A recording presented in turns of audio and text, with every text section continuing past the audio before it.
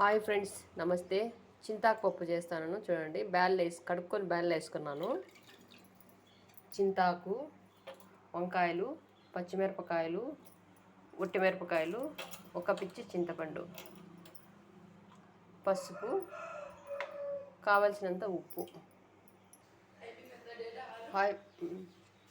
ఇప్పుడు వంకాయలు, టమోటాలు, ఎర్రగడ్డ, తెల్లగడ్డ అన్నీ చింతపండు కానుంచి వేసేసినాను. పసుపు,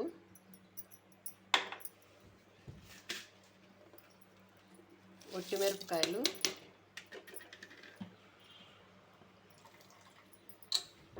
చింతాకు,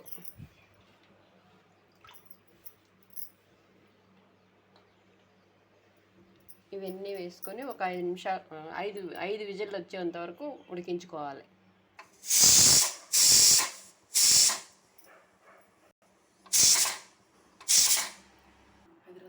పప్పు అయిపోయింది, ఎనుపుకుందాము. ఉప్పు వేసుకొని ఎనుపుకుందాం. పప్పు ఇలా ఎనుపుకోవాలి.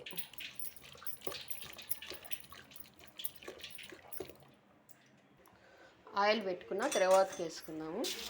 ఆవాలు, జీలకర్ర,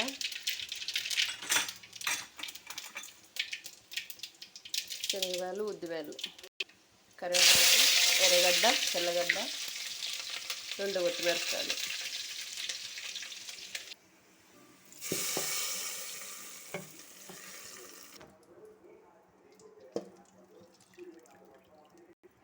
పప్పులో రసం, ఇది పప్పులో వంచుకున్న నీళ్ళు. ఈ రసం, ఇది కూడా రసం బాగుంటుంది. వంచుకొని చూడండి ఎలా ఉంటుందో. మేమైతే పప్పు ఇట్లా గట్టిగానే పెట్టుకుంటాము. ఇలా రసం వంచుకుంటాము, 2 కలిపి తింటాము. పప్పు అయిపోయింది. ప్లీజ్ లైక్ చేయండి.